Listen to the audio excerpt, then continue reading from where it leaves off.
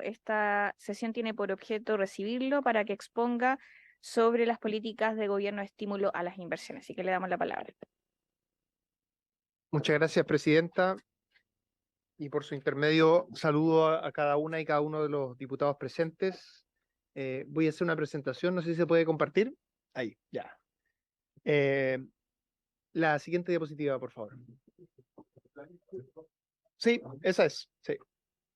Bueno, acá está la agenda de la presentación.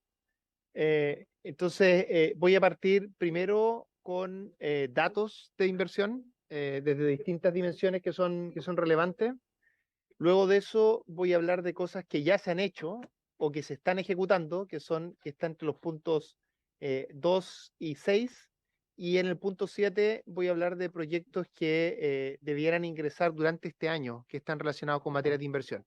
Ahí sí me voy a restringir solo a proyectos en los que estamos directamente relacionados con el Ministerio de Economía, porque eso podría ser mucho más amplio otras cosas, a pesar de que en la descripción más general voy a hablar de proyectos en los que están relacionados a otros ministerios también, desde el punto de vista de las cosas que ya se están haciendo.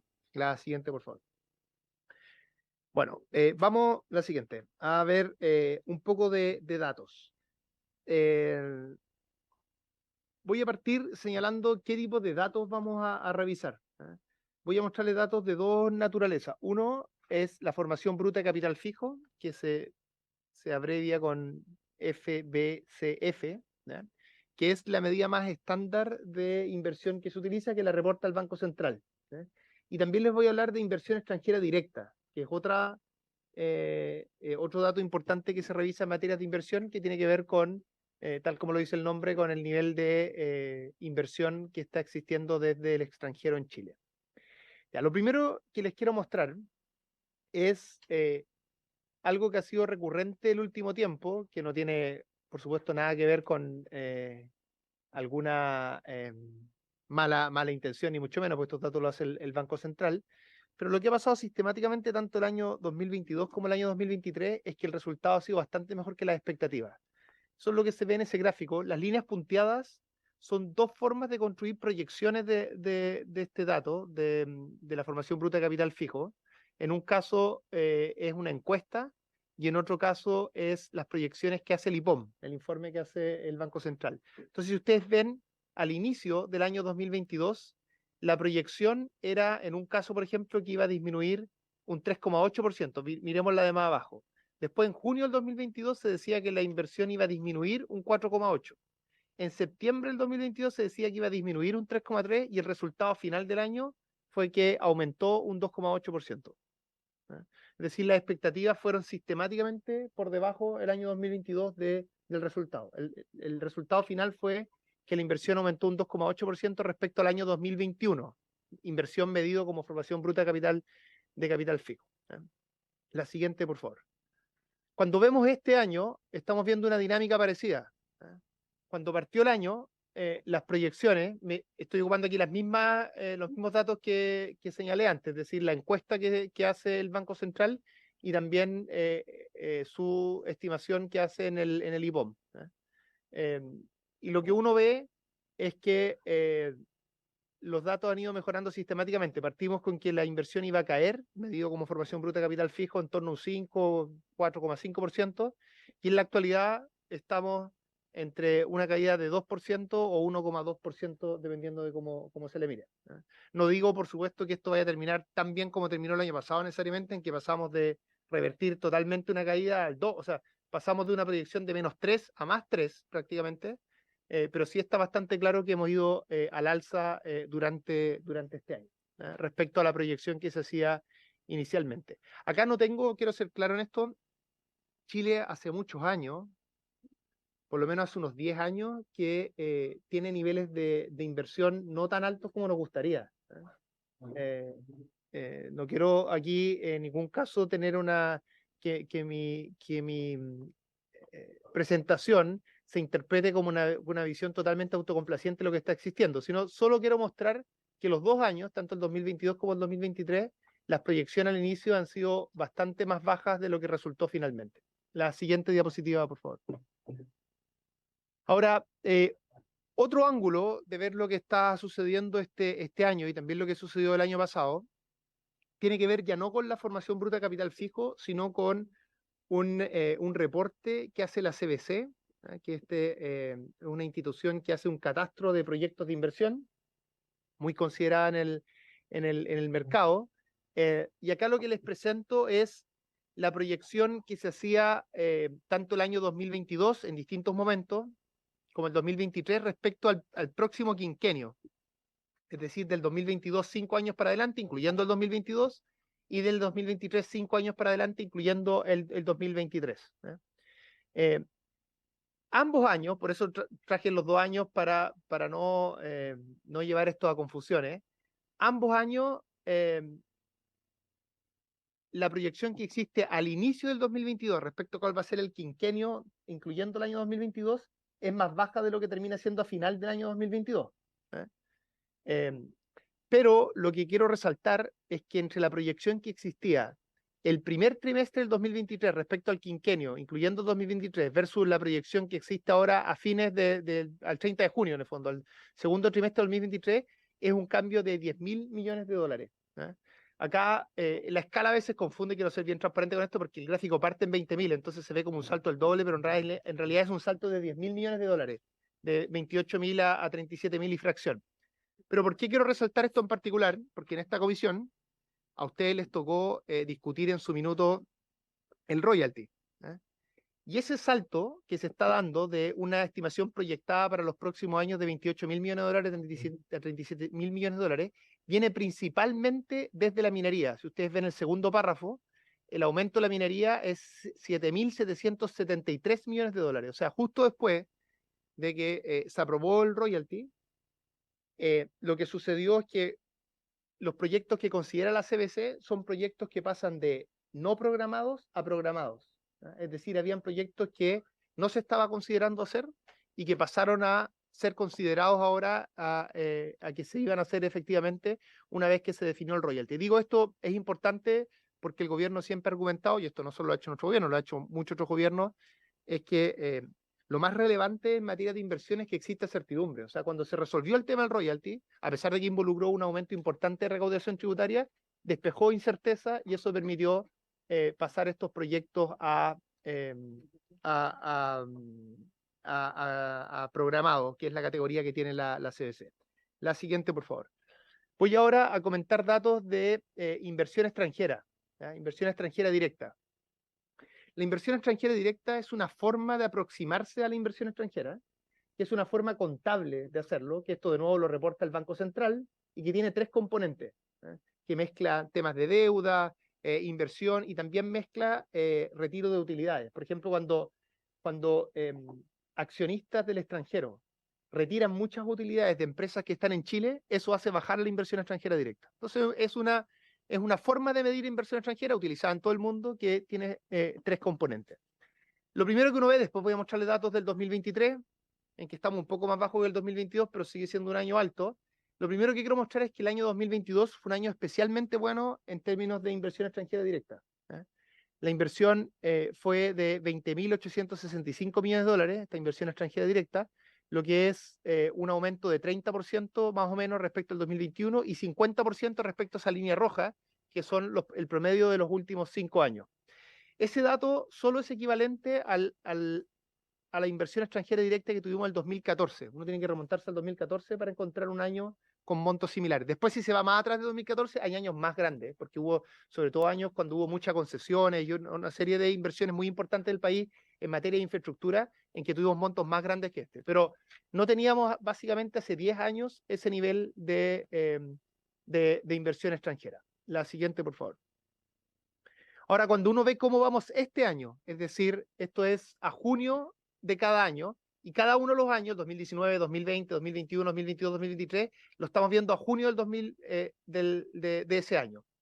En ese caso, por ejemplo, cuando uno compara el 2021-2022, pareciera que el 2021 iba a terminar mejor que el 2022, pero si recuerdan el gráfico anterior, el 2022 terminó mucho mejor que el 2021, terminó con un 30% mejor. Y la razón principal en ese caso es que el 2022 no hubo a final de año un retiro importante de utilidades por parte de los accionistas. Es decir, los accionistas confiaron en el país y dejaron sus utilidades en el país. Entonces nosotros ahora Vamos un poco más bajo que el 2022, pero sigue siendo un año bueno comparado con otros años. Todavía es relativamente temprano, como estamos todavía a mitad de año, temprano saber si este año va a ser tan bueno o parecido como fue el 2022, pero raya para la suma, lo que uno podría ver de estos datos es que el año 2022, perdón, fue un año muy bueno respecto a inversión extranjera directa, solo equivalente a lo que habíamos tenido hace 10 años, y este año 2023 yo diría que hasta ahora es un año bueno.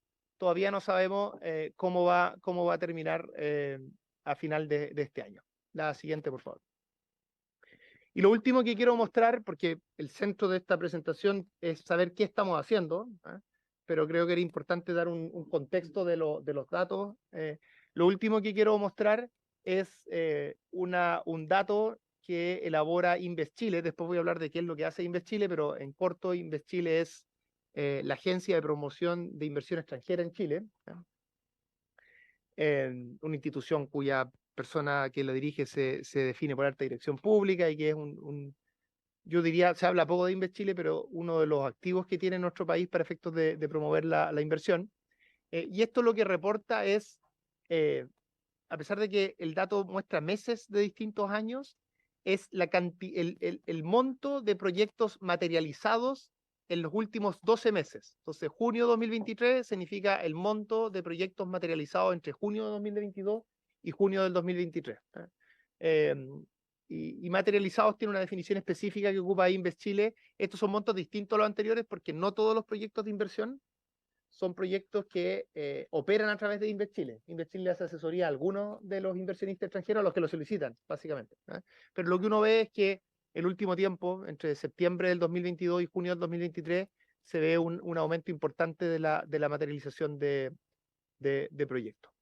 Hay algo que no estoy presentando acá, pero para ser equilibrado en mostrar distintas cosas, hay datos también que uno puede mostrar y se los podemos mandar a la comisión a posterior respecto a los proyectos que están ingresando actualmente al Servicio de Evaluación Ambiental. Y eso es una buena proyección de cuál podría ser la inversión en 3, 4, 5 años más en Chile. Nosotros tuvimos una cierta baja en eso en algunos meses hacia atrás y ahora estamos teniendo nuevamente un repunte, pero les puedo mandar esos datos más adelante a la comisión. La siguiente, por favor.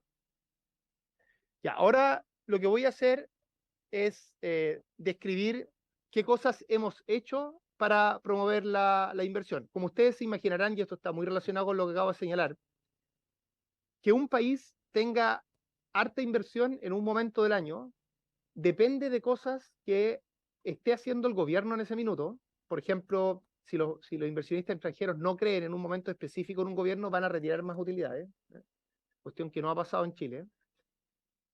Pero también depende de muchas cosas que se hicieron antes, porque los proyectos de inversión se demoran bastante tiempo en materializarse. Entonces, esta descripción que yo he hecho, insisto, en ningún caso es una medida autocomplaciente y tampoco significa que todas las cosas positivas que allí se han descrito dicen relación con las políticas que nosotros hemos hecho en particular. Es más, el grueso de nuestras políticas van a impactar en proyectos de inversión que van a verse principalmente en próximos años, incluso en próximos gobiernos. Entonces es importante tener esa visión de Estado cuando se discuten estos temas. Lo siguiente, por favor. No sé. No. Ya.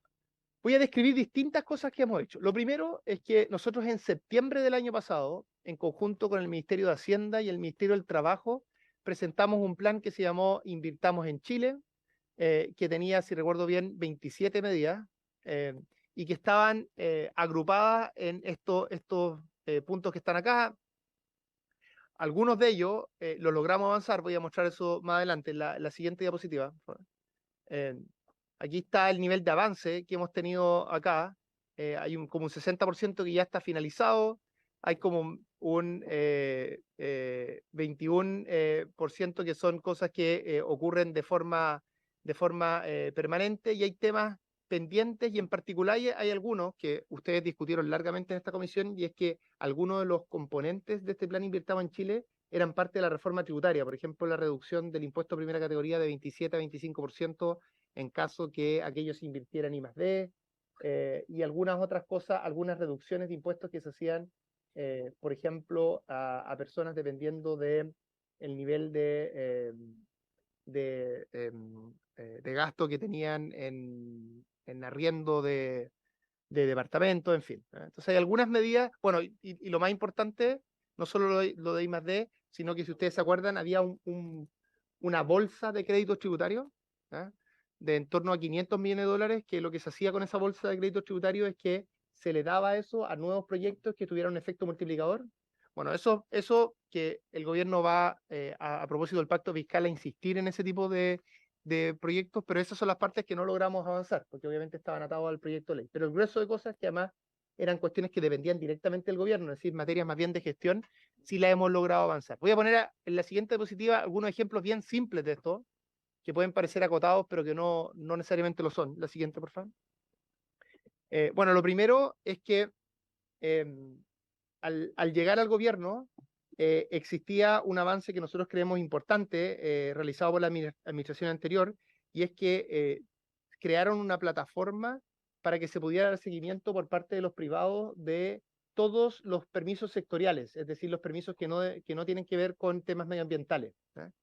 Y esta plataforma, que es una especie de ventanilla única, cuando nosotros llegamos ya estaba hecha y tenía un 15% de los permisos críticos ya digitalizados e interoperables, es decir, coordinados entre el servicio y el Ministerio de Economía, que es donde se aloja esta plataforma. Y nuestro compromiso en Plan Invirtamos en Chile fue que a final de este año vamos a tener el 100% de los permisos críticos y vamos a seguir por los otros permisos más adelante. Y la verdad es que eso, la parte más oscura es el compromiso y la parte gris es lo que llevamos, y ustedes pueden ver que hemos ido bastante cerca del compromiso. Es decir, vamos a llegar a final del año 2023 con el 100% de los permisos críticos efectivamente digitalizados, y por lo tanto que se le pueda dar un seguimiento desde esa plataforma. Voy a hablar como permisos críticos son los permisos que son más utilizados y que se demoran más tiempo. Es decir, en términos simples, los que pueden realmente atrasar una inversión. Esos son. No, porque esto recuerda que son los permisos sectoriales. Voy a hablar en mucho detalle después de esto, porque voy a hablar de la reforma que vamos a ingresar a finales de este año relacionado con los permisos sectoriales. La siguiente, por favor.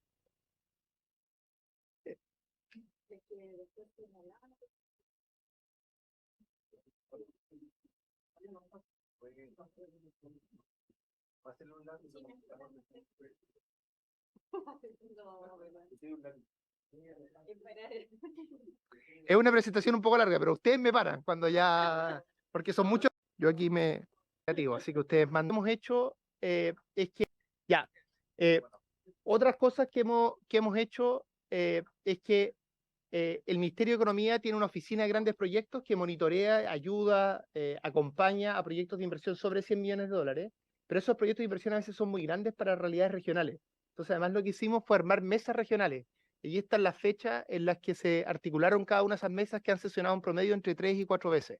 Y la tarea que le dimos a estas mesas fue a dar seguimiento a proyectos de inversión más pequeños, que tal vez a nivel nacional no son tan relevantes, pero a nivel regional sí lo eran. La siguiente, por favor.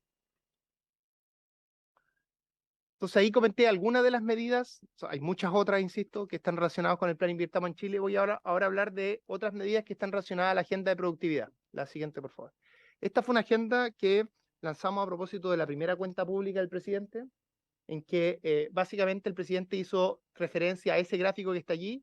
Ese gráfico, déjenme comentar solo la línea roja por simplicidad, muestra cómo ha ido evolucionando la productividad. Entonces, lo que uno puede ver es que la primera década de la vuelta a la democracia hubo un aumento muy importante de productividad. Crecíamos en esa época la productividad en torno a 1,5%, y desde el 2000 en adelante el crecimiento de productividad ha sido 0,1% año a año. E incluso desde el 2010 en adelante hemos tenido estancamiento de la productividad.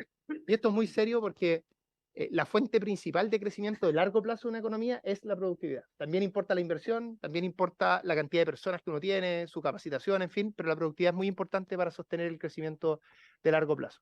Entonces nosotros presentamos una agenda, esta agenda la trabajamos aquí.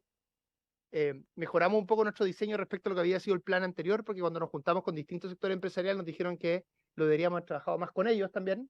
Eso fue la crítica que nos hicieron cuando lanzamos el plan Invirtamos en Chile. Entonces, cuando hicimos esta agenda de productividad, sí lo trabajamos, y lo trabajamos tanto con la CPC, con las asociaciones de pymes, que están agrupadas en el Consejo Consultivo de Empresas de Menor Tamaño, y con la CUT, y construimos una agenda de más de 40 medidas. Aquí hay medidas muy diversas y no todas ellas tienen que ver con inversión, porque productividad es una cosa más amplia. Por ejemplo, cabotaje, que estamos discutiendo a propósito de lo que comentaba antes senador Bianchi, la ley de cabotaje, las indicaciones que hizo el Ejecutivo para avanzar en esa materia, es parte de la agenda de productividad, pero no necesariamente es una medida que afecte de manera tan directa a la inversión. Sí, en cambio, lo hace para efectos de la productividad. Entonces, tal vez la medida más importante relativa al Ministerio de Economía de esta agenda es la reforma estructural a permisos sectoriales, que voy a comentar al final de esta presentación. Y ahora voy a comentar otros ejemplos mucho más acotados que están incluidos en esta agenda. La siguiente, por favor. Bueno, ahí están todos los temas que están de esta agenda de productividad. Son 9 tópicos a través de los cuales están agrupados. Aquí hay temas de informalidad que son muy importantes, asociados a las pymes, mercado de capitales. Voy a hablar, de hecho, algunas medidas de mercado de capitales, que es, por ejemplo, el proyecto de fondo de fondos que vamos a ingresar. Eso también lo voy a comentar más adelante. La siguiente, por favor. Entonces, aquí algunos ejemplos. Estos son los ejemplos más acotados. Después voy a comentar cambios más estructurales asociados a esta agenda de productividad.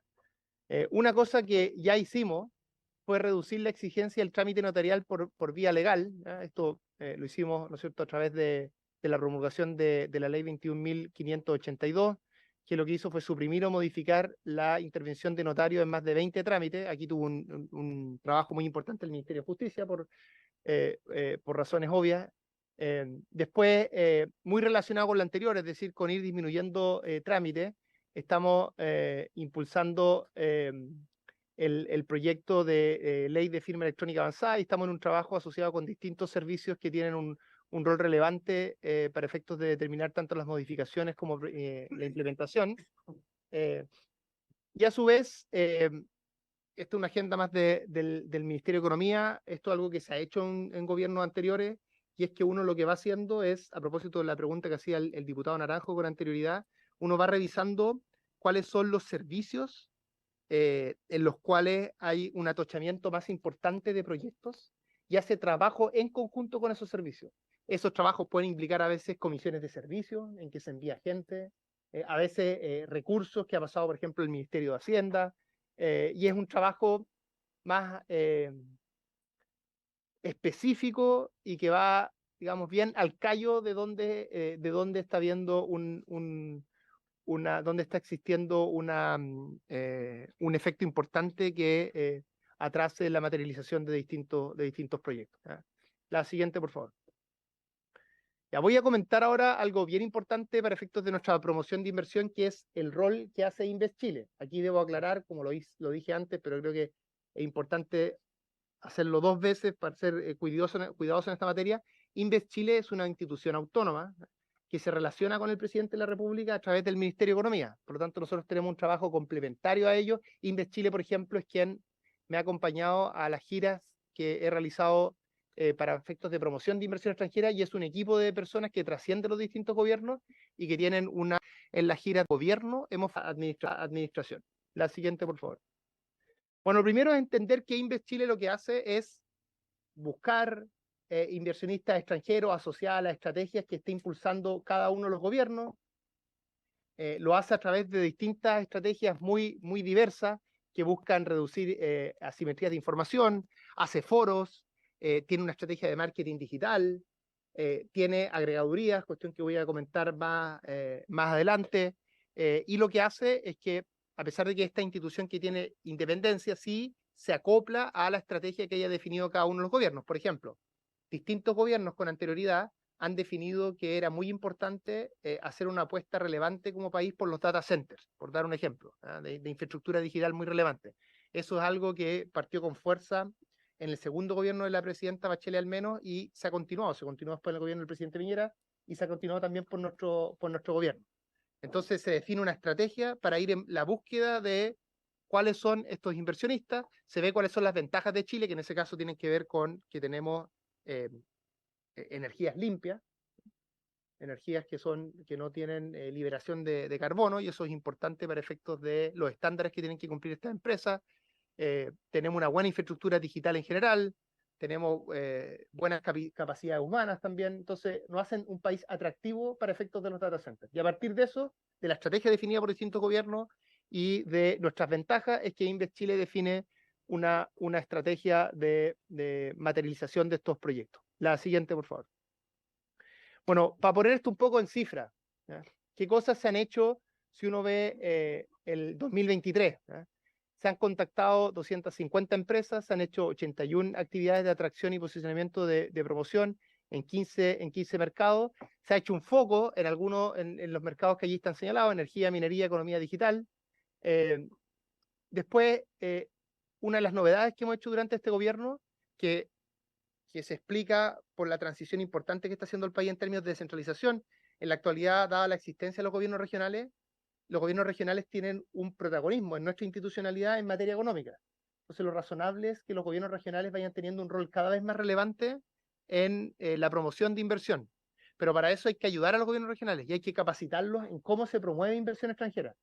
Entonces, como nosotros no tenemos suficientes recursos para tener una oficina de Invest Chile en cada una de las regiones del país, de hecho, en todo Invest Chile es un poco más de 50 personas, lo que hacemos es que hemos ido capacitando a los DIFOI de cada uno de los gobiernos regionales, ¿ya? Y lo hemos ido articulando y ayudándoles justamente para que puedan hacer esta tarea. Entonces, eso es lo que está descrito allí. Y lo último que hemos hecho, perdón, que creo que es bien importante, es que cuando nosotros llegamos al gobierno, había una agregaduría de Invest Chile en el exterior, en Tokio, en Japón. ¿Eh? Y lo que hemos hecho es agregar 6 durante el gobierno, 3 son agregadurías de inversión y otras son agregadurías que definió directamente el presidente de la República, que los presidentes tienen la posibilidad de definir agregadurías, por ejemplo, en temas culturales, de deporte, científicos, y lo que hizo este presidente en particular fue poner un foco también en inversión, y eso nos ha permitido tener agregadurías en Norteamérica, un par, algunas en Europa, además de mantener la que tenemos en Japón en la actualidad. Yo diría que el rendimiento, como el costo-efectividad para efectos del país, de poner una persona más en cada uno de estos lugares es tremendamente relevante. Me ha tocado recién en la gira que hizo el presidente de Europa. Yo fui antes a Alemania y me junté con la gira en Francia, y en Alemania tenemos una persona que además trabajó 10 años en Invest Chile, y esa fue la persona que se fue a trabajar a esta agregaduría, y la verdad es que la preparación, cuando uno se junta con los distintos inversionistas, la preparación que existe, el nivel de contacto y cómo esto se articula bien cuando uno tiene una persona todo el tiempo allí, hace mucha diferencia, así que creemos que es importante mantener aquello. La siguiente, por favor. En términos de materialización, si uno toma 365 días, es decir, toma lo que hemos avanzado entre agosto del 2022 y agosto del 2023, tenemos 99 proyectos materializados por un nivel de inversión de esos 14.854 millones de dólares, que además tienen Invest Chile siempre cuando reporta las inversiones también ponen empleos, los empleos que se están generando, y ahí además ustedes pueden ver toda la cartera. Esa cartera, por supuesto, va a haber proyectos que de allí no se van a materializar. Es una cartera que uno tiene que ir trabajando, ¿no? Que es el rol principal de Invest Chile, ir trabajando su cartera, pero tener una cartera bien amplia, que es importante seguir desarrollando como país. La siguiente, por favor. Yo, por ejemplo, ahora, en octubre, voy a hacer una gira a Corea, Japón y China, justo que no hemos hecho a Asia durante la administración, para justamente promover esa cartera de inversión y además empujar los distintos sectores específicos. Y ahora voy a describir qué estamos haciendo en materia de inversión, solo de inversión, en algunos sectores que son específicos y que tienen relevancia ya hace algunos años o en algunos casos han tomado mayor relevancia en los últimos años. ¿Eh? El primero es minería. Minería, por supuesto, ha sido muy relevante en Chile hace más de un siglo. Yo diría que lo más importante que ha sucedido en minería el último tiempo, a mi juicio, en materia de inversión y en cómo nos hemos ido adaptando como país, por un lado, es que el cobre en particular es cada vez más importante asociado a la crisis climática y a la importancia que tiene el cobre en la electromovilidad y en la electrificación en general de la economía.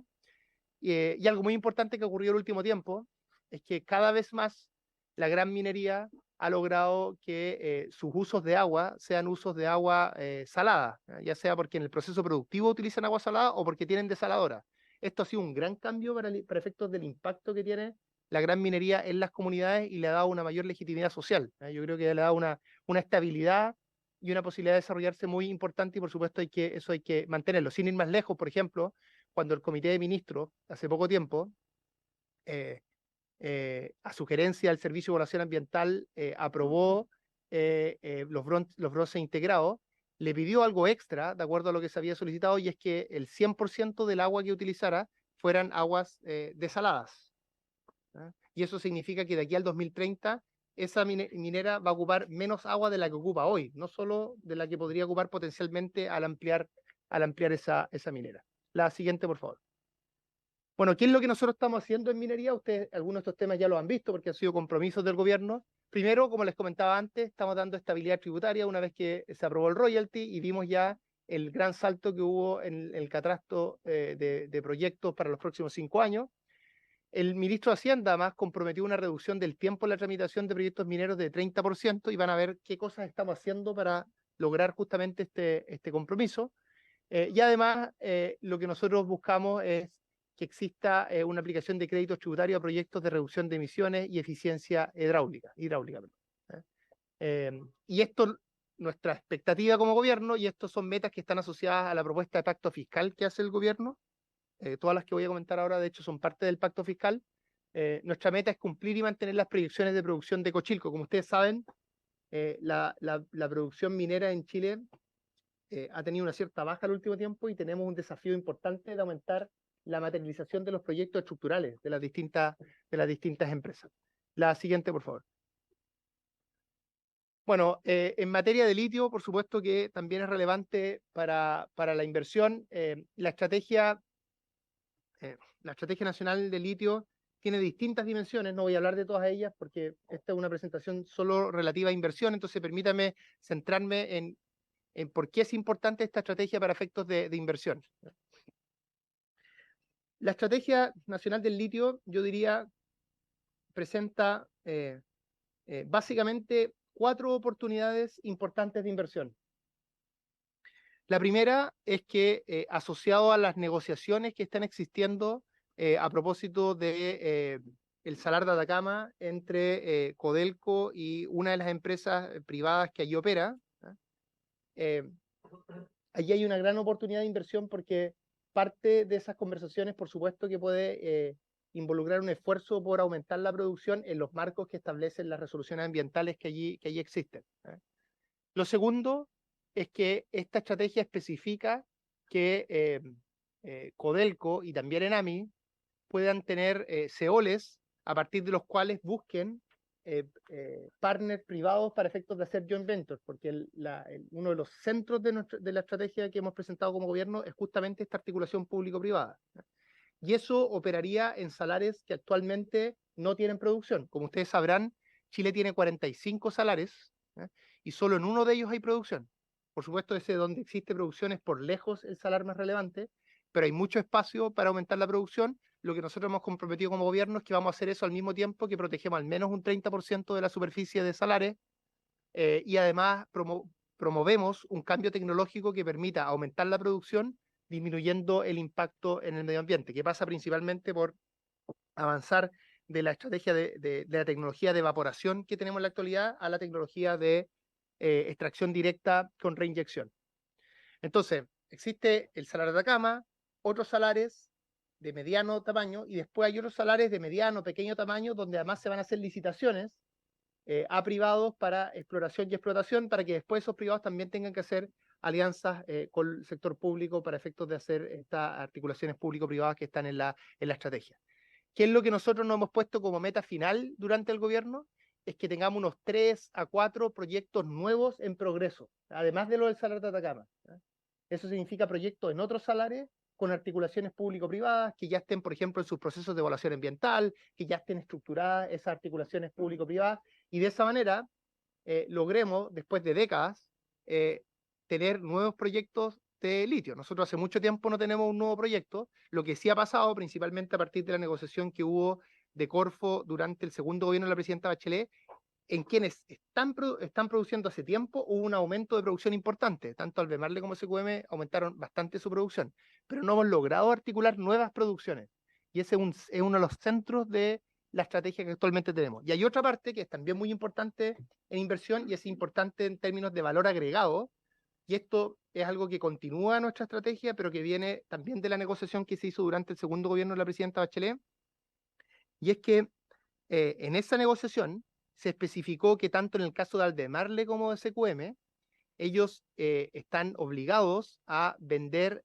un 25% de su producción en Chile para que alguna empresa, que tienen que hacer esta solicitud vía Corfo, utilice esa producción como insumo para efectos de producir algo que tenga valor agregado. ¿Ya? Entonces es una forma, a mi juicio, bien inteligente de quienes hicieron esa negociación de hacer política industrial, porque lo que uno hace a través de eso es que genera incentivos para que se tenga que agregar valor a partir del litio. ¿Cuál es el incentivo? Que tú les dices, si produces en Chile, tú vas a tener la certeza de acceder a una cierta producción de litio. Y como el litio es una materia escasa y cada vez más escaso es lo que se proyecta a futuro, dar esa certeza respecto a eso, aunque sea a precios de mercado, porque el precio que se propone es bastante cercano al de mercado, es una forma de incentivar el valor agregado. Nosotros ya hemos avanzado respecto a esto, en particular en lo que se refiere a la cuota de SQM, se hizo ya un acuerdo con la empresa china BYD, por una inversión de $300 millones, donde ellos lo que van a hacer es producir material catódico. Material catódico es más o menos lo que está entre medio del carbonato de litio que se produce en la actualidad y las baterías. ¿Ya? Y ahora, en el 2024, tenemos que hacer los llamados a través de Corfo para el contrato de Albemarle, que es más atractivo porque ese contrato dura hasta el año 2043. Entonces da un periodo mucho más largo para efectos de hacer esa inversión y de esa manera promover la agregación de valor en Chile. La siguiente, por favor. Bueno, ahí está el objetivo, 3 a 4 proyectos nuevos en desarrollo, como comenté con anterioridad. La siguiente. Me paso ahora a hidrógeno verde. Así como nuestra estrategia nacional del litio es continuidad, yo diría, en muchos sentidos de la estrategia que planteó el gobierno, el segundo gobierno del presidente Bachelet, en el caso de hidrógeno verde, nuestra estrategia es continuidad de lo que se hizo en el segundo gobierno del presidente Piñera. En ese gobierno se especificó una estrategia bastante ambiciosa que nosotros hemos continuado, ¿eh? Y que nuestro desafío principal ha estado en la implementación de esta estrategia. Enfatizo harto este tema de que es continuidad de políticas anteriores, porque esto es lo que nosotros hacemos siempre afuera y creo que también es importante hacerlo en el interior del país, es fortalecer el hecho de que para que existan políticas de inversión que sean exitosas, tiene que haber cierta continuidad con las políticas que se definieron en otros momentos. Si uno está cambiando todo el tiempo las estrategias, sus características principales, no hay ninguna forma de atraer inversión de forma efectiva. ¿Cuál es, en términos muy simples, el hidrógeno verde es una gran oportunidad en el mundo para efectos de tener energías limpias? Nuestra gran ventaja es que podemos producir tanto electricidad de forma a costos bastante bajos y muy eficiente a través de energía eólica en el sur y a través de energía solar en el norte. Ahí están marcados en rojo dónde están los clústeres. En Magallanes lo primero, y en Antofagasta y en los alrededores lo segundo. La siguiente, por favor. Las cosas que nosotros estamos haciendo en hidrógeno verde, que insisto, son más bien una implementación de la estrategia que se definió con anterioridad y que además el ministro Pardo, que dirige esta cartera, así como la ministra Williams, es la que dirige la estrategia de litio.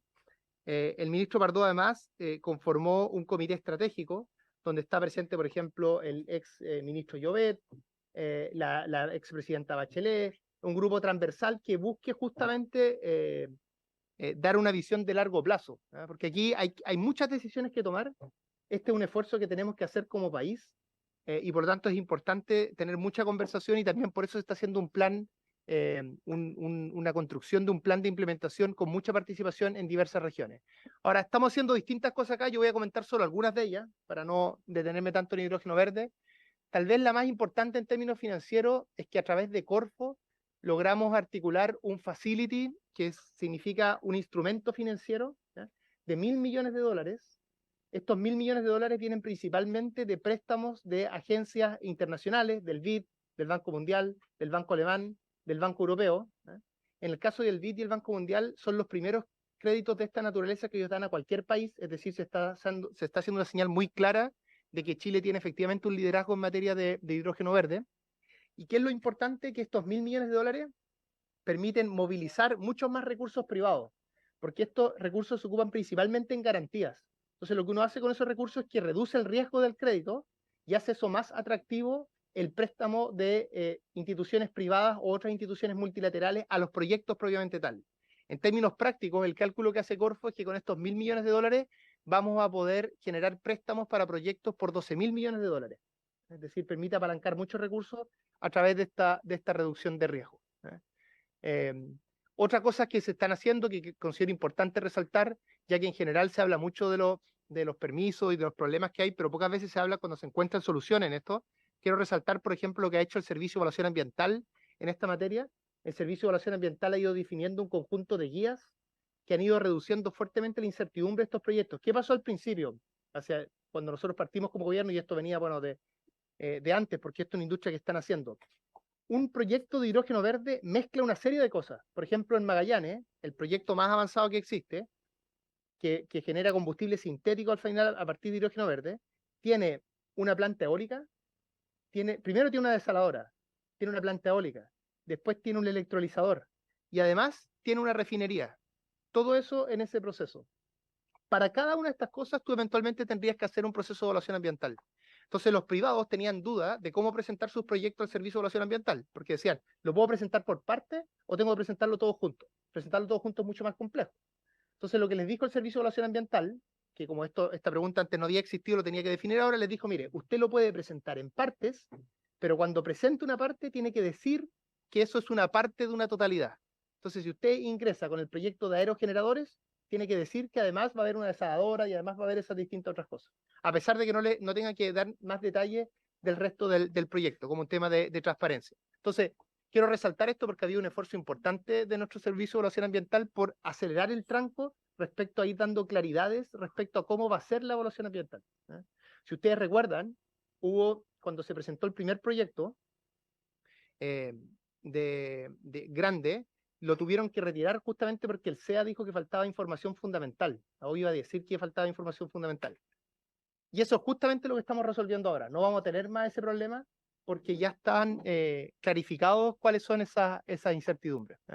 Estamos también haciendo algo bien interesante, una plataforma público-privada, en una articulación con los desarrolladores de hidrógeno verde más grandes de Magallanes, y estamos conversando allí cómo fortalecer la formación de capital humano, cómo hacer una buena articulación con las pymes, cómo preocuparse de que esto sea equilibrado, las oportunidades laborales que genera sea equilibrado en términos de género, cómo hacer una articulación con las universidades.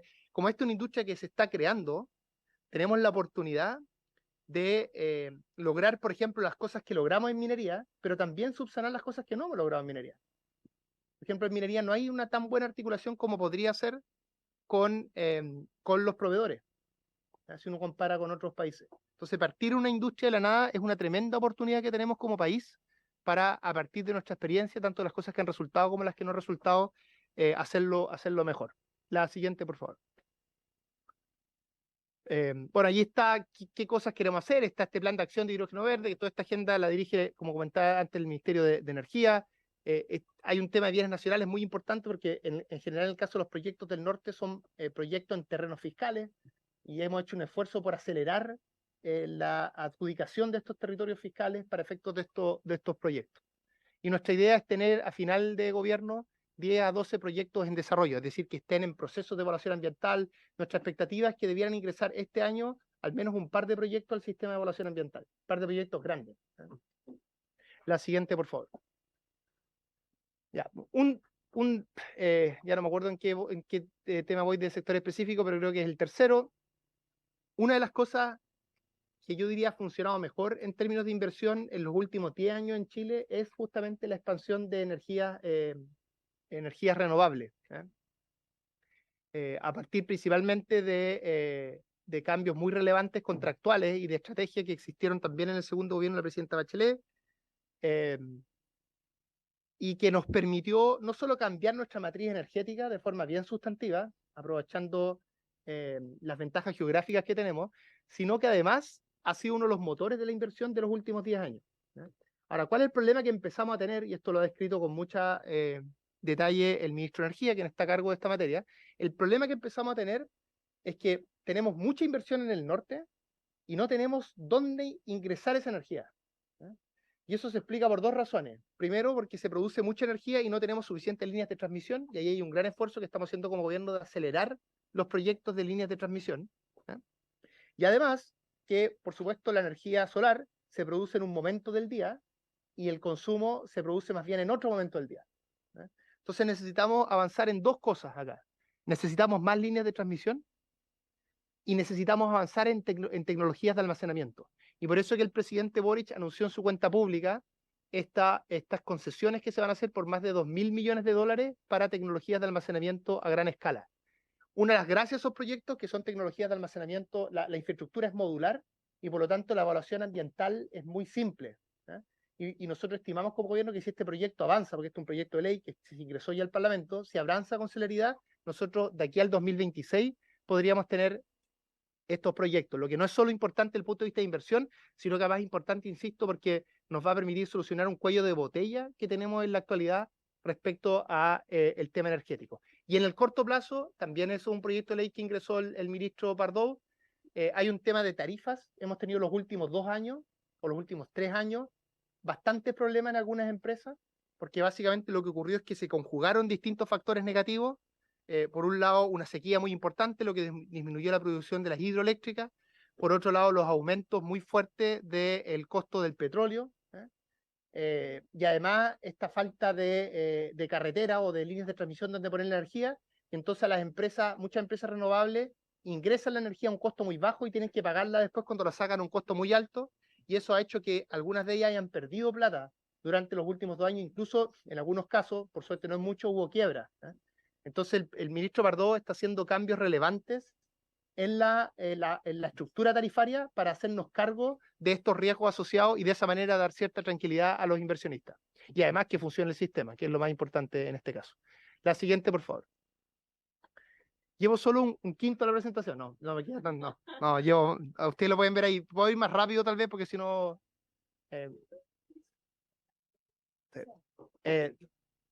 Bueno, y entonces en energías renovables tenemos esa serie de compromisos. La siguiente, por favor.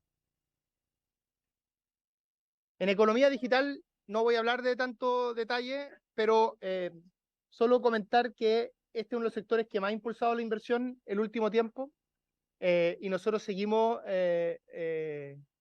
haciendo un esfuerzo en esta dirección. Y si ustedes ven, por ejemplo, lo que ha avanzado, lo que hablaba antes, los data centers y también la inversión en 5G en Chile, yo diría que esto es muy, muy sustantivo. Aquí tenemos un desafío principalmente también regulatorio, de cómo avanzar más rápido en términos de permisos en ese caso. La siguiente, por favor. Y ahora voy a ir más rápido comentándole otras cosas que ya hemos hecho en términos financieros que ustedes conocen mejor, porque le hemos conversado muchas veces en esto y ustedes fueron parte, de hecho, de la tramitación. Entonces, FOGAPE, que es inversión para empresas de menor tamaño. La siguiente, por favor. Acá solo decirles que cuando nosotros trajimos acá el FOGAPE Chile Apoya, dijimos que nuestro objetivo, que era un objetivo acotado, pero nosotros creíamos realista, era 75.000 empresas beneficiadas. Y lo que llevamos es 125.000. Y 146.000 operaciones, porque hay algunas empresas que tienen más de un crédito. Ahí ustedes tienen la presentación, pueden ver después todos los detalles de la distribución. La siguiente, por favor. Después, el FOGAES. Si ustedes recuerdan bien, el FOGAPE cubre hasta empresas que venden 100.000 UF al año. Pero el problema que teníamos en particular la construcción era entre 100.000 UF y 1.000.000 de UF. Entonces creamos el FOGAES para la construcción. Y entonces lo que tenemos hasta ahora es 442, este es solo construcción, es mucho más agotado, 442 empresas por un total de 183 millones de dólares, y ahí está la distribución entre Grande 1 y Grande 2. Grande 1 entre 100.000 UF y 600.000 UF, Grande 2 entre 600.000 y 1 millón. Todas las empresas de la construcción que son más chicas entran en FOGAPE. O sea, FOGAPE es solo para efectos de empresas un poco más grandes. La siguiente, por favor. Después hay otro instrumento de Corfo, la siguiente, que este instrumento que existía antes, pero nosotros lo hemos aumentado, sobre todo si uno lo compara respecto al 2020. ¿Y esto en qué consiste? En que Corfo le da recursos a instituciones financieras no bancarias, por ejemplo, Fundación Esperanza, y después esas instituciones lo que hacen es que ocupan esa plata de Corfo para prestarla a empresas que son empresas normalmente de una mayor informalidad o empresas que no tienen acceso a la banca tradicional. Entonces esto es complementario a FOGAPE y a FOGAES. Y la colocación, acá estamos hablando de 160.000 operaciones durante el año 2022. Ahí tienen los montos. La siguiente, por favor. Y durante este año llevamos 103.000, pero esto es a julio. Por lo tanto, si uno proyecta eso, debiéramos estar en números mayores que el año pasado, en términos de la colocación de estas inversiones. Estas inversiones puede ser que no sean tan relevantes desde el punto de vista del PIB, pero por supuesto que son relevantes, por ejemplo, en términos de empleo, porque estas llegan a sectores mucho más pequeños que no tienen acceso a la banca en general. Por eso lo traje a colación. La siguiente, por favor. Y ahora, lo más rápido posible, voy a comentar, habiendo dicho ya las cosas que estamos haciendo relacionadas a inversión, me voy a pasar ahora a proyectos que son relevantes para seguir promoviendo la inversión, y me voy a centrar en proyectos que están relacionados al Ministerio de Economía, es decir, o que lo vamos a tramitar solo, o que lo estamos tramitando con otro, o que lo vamos a tramitar con otro ministerio. Ya, lo primero, la siguiente, por favor. Es la Agencia de Financiamiento para el Desarrollo. Este es un proyecto que debiéramos ingresar durante este semestre. Es un proyecto que lo que busca principalmente es acelerar la transformación productiva de las empresas, en particular la transformación hacia una economía verde. Aquí lo que sucede muchas veces es que hay empresas que saben la tecnología que necesitan, pero sus préstamos tienen mucho riesgo. Y como los préstamos tienen mucho riesgo, los bancos no les prestan. Entonces lo que uno necesita es una institución que lo que haga en ese caso es, a través de garantías principalmente, reducir el riesgo de ese préstamo. Entonces lo que va a hacer la Agencia de Financiamiento para el Desarrollo es bien parecido a lo que hace FOGAPE, pero lo va a hacer centrado en los temas relacionados a esta transición hacia una economía verde y la transición productiva. Por lo tanto, va a ser para todos los tamaños de empresas, tanto para empresas pequeñas como para empresas más grandes. Nuestro proyecto de ley, la idea acá es que se cree esta institución a partir de lo que hace Corfo actualmente. Entonces tomen lo que ya existe de Corfo, lo refuerce y cree una nueva institución que se dedique solo a esto y tenga un gobierno corporativo además más adecuado para la institución financiera, que es lo que tiene Corfo en la actualidad, ¿ya? Y separe bien los trabajos. Y además, lo que nosotros queremos hacer acá, que está en la siguiente diapositiva, es incluir también en este proyecto lo que se denomina el proyecto de fondo de fondos, que fue un proyecto que dejó bastante avanzada la administración anterior, pero nunca lo ingresó, ¿ya? Pero el proyecto había un avance bien importante. ¿Qué es lo que hace el proyecto de fondos? Se preocupa principalmente de los startups o las empresas pequeñas de base tecnológica. Estas son empresas que tienen un tremendo potencial, son buenas ideas, pero tienen mucho riesgo también. Entonces, empresas que tienen alto retorno esperado, pero mucho riesgo, son empresas que es difícil que tengan préstamos en banca tradicional. Entonces, lo que uno tiene que hacer es generar fondos que, al incluir muchos proyectos de este tipo, distribuyan bien los riesgos. Entonces, se genera un fondo madre, el cual le presta fondos pequeños que hacen la asignación concreta de cada uno de estos recursos a las startups. Y aquí lo que se necesita en el proyecto de ley es una cosa bien simple, y es que Corfo o AFIDE, esta Agencia de Financiamiento para el Desarrollo, pueda capitalizar este fondo de fondos que finalmente opera a través de una AGB. Ya, la siguiente. Reforma integral a la tramitación de permisos sectoriales. Ya, lo primero que quiero comentar acá es que en el marco de el pacto fiscal que ha presentado el Ministerio de Hacienda, se ha hablado de un conjunto de materias que dicen relación con los permisos. Yo voy a hablar acá de un tema bien específico, pero antes de decir a qué me voy a referir, quiero darle una visión más global, una película más global de las distintas etapas de permiso. Básicamente uno puede dividir el proceso de permiso para inversión en Chile en dos partes. Una parte que está asociada a lo que tramita el sistema de evaluación ambiental, y donde el CIA tiene un rol fundamental, el SEA más bien, y otro es lo que se denominan todos los permisos sectoriales, que es todo el resto. Voy a hablar un poquito de eso más adelante. El gobierno ha dicho que va a presentar una reforma al sistema de evaluación ambiental. Por supuesto, esto lo va a llevar la ministra Rojas, la ministra del Medio Ambiente, que va en la misma línea de lo que nosotros hemos planteado en la parte de permisos sectoriales, pero tiene una serie de particularidades. Entre otras cosas, ese es un sistema que ya existe, que se le pueden hacer mejoras, pero es un sistema que existe, que tiene una institucionalidad fuerte, y una institucionalidad que yo creo que es muy importante entenderla bien cómo funciona y también protegerla. Además, nosotros queremos retomar la discusión con más fuerza de la reforma de las concesiones marítimas, que es uno de los permisos que más tiene dificultades, y la reforma a la Ley de Patrimonio y Consejo de Monumentos, que también permisos que tienen distintas dificultades. Yo quiero hacer bien claro, nosotros como Ministerio de Economía trabajamos mucho con estos servicios.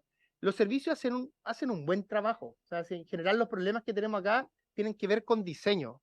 No es un problema de la gente que esté allí o de mala voluntad, y eso es lo que explica que gobierno tras gobierno, todos traten de avanzar en esta materia y sea tan difícil de avanzar si uno no hace los cambios legislativos y más sistémicos que correspondan.